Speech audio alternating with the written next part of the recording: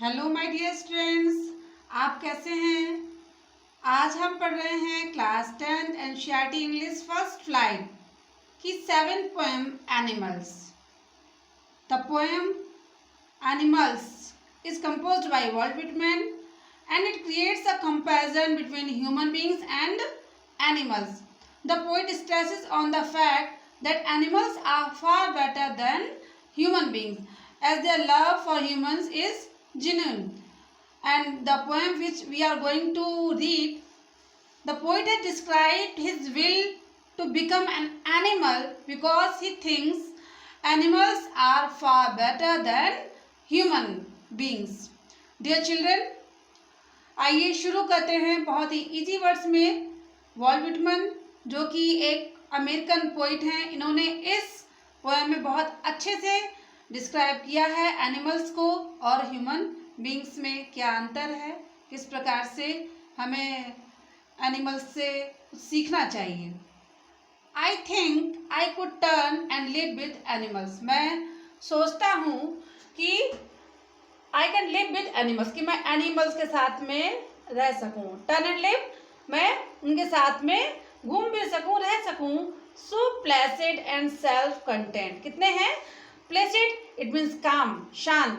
Self content it means self satisfied, वो बहुत अधिक कंटेंट है और सेल्फ सेटिस्फाइड है, आत्मसंतुष्ट है। I stand and look at them long and long, तो क्या मैं खड़ा रहता हूँ और उनको मैं लॉन्ग एंड लॉन्ग, काफ़ी लंबे समय तक उनको देखता रहता हूँ। लुक मीन्स देखना।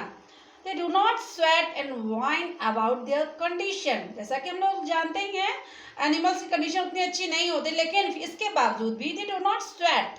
स्वेट मीन्स होता है परिश्रम के बारे में बताना, वैसे पसीना बहाना भी होता है। और वाइन में होता है जैसे अपनी किसी चीज़ के रो के अपनी बात को कहना, है ना, रोना। तो अबाउट द कंडीशन, तो वो अपनी स्थिति के बारे में कोई भी ज़्यादा या परिस्थिति के बारे में कोई भी विशेष चर्चा नहीं करते हैं। They do not lie awake in the dark. और एनिमल्स की एक और क्वालिटी कभी बता रहे हैं कि वो लाई लेटे रहते हैं, अवेक में जागते हुए, इन द डार्क अंधेरे में, वो अंधकार में हमेशा जागते हुए नहीं लेटे रहते हैं।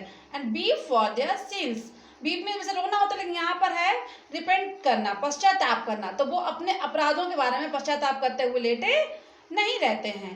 They do not make me sick discussing their duty to God. और क्या करते हैं animals? They do not make me sick, वो मुझे, देखो टू मेक सिक, यहाँ सिक में बीमार नहीं है, अर्थात मुझे परेशान करना, वो मुझे परेशान नहीं करते हैं। डिस्कसिंग, चर्चा करते हुए देयर ड्यूटीज टू गॉड, भगवान पर उनके क्या क्या कार्य हैं उसके प्रति वो मुझे परेशान नहीं करते हैं।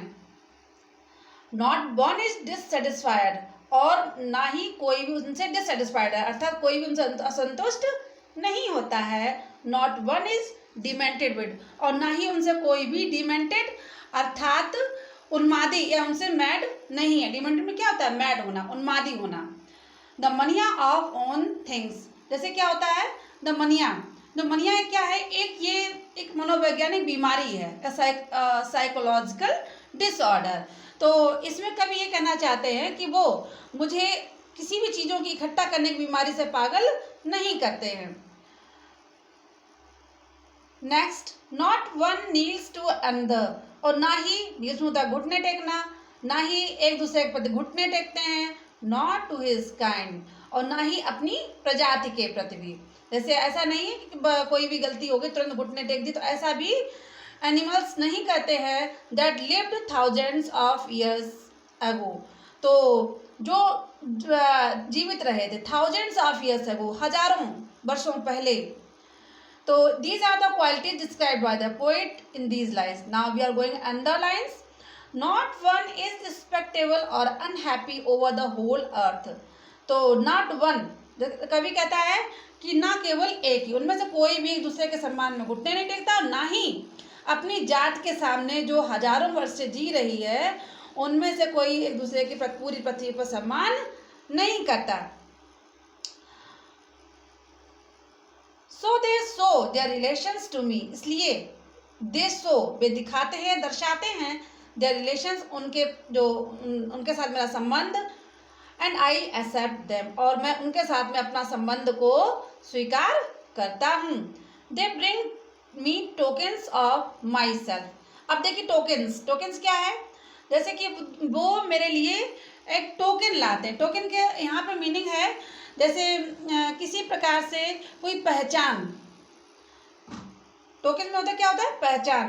तो दे bring me tokens of my self, वो मेरी स्वयं की पहचान मेरे सामने लाते हैं। दे इवेंट्स, इवेंट्स मीन्स भी यहाँ शो है, दिखाते हैं। Them plainly in their position, कि जो उनके पोजीशन में होता है, संपत्ति या अधिकार में होना, तो उनके पास क्या क्या अधिकार में, ये सब चीज़ों को वो दर्शाते हैं। तो कभी आगे बोलते हैं आई वंडर, मुझे आश्चर्य है, where they got this tokens, उनको ये पहचान कहाँ से मिली। आखिर एनिमल्स एनिमल्स हो गए तो ये पहचान उनको कहाँ से मिली। तो कभी इस पर आश्चर्यचकित होता है। आगे बोलता है did I pass that way huge times ago, क्या मैं उनके रास्ते से इससे पहले ह्यूज टाइम, बहुत समय पहले गुजरा हूँगा। एंड नेग्लिजेंटली, और क्या क्या जो बहुत ही असावधानी से या लापरवाही से ड्रॉप देम, मैंने उनको क्या वहाँ पर छोड़ दिया था।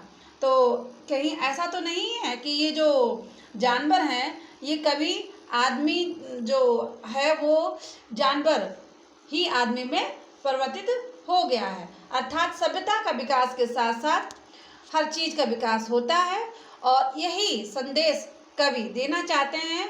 इसलिए वो चाहते हैं कि उनका रिश्ता एनिमल्स से हो और वो एनिमल्स को मनुष्यों से अधिक अच्छा समझते हैं। Dear students, enjoy this poem. मिलेंगे नेक्स्ट वीडियो में। Okay students, good bye.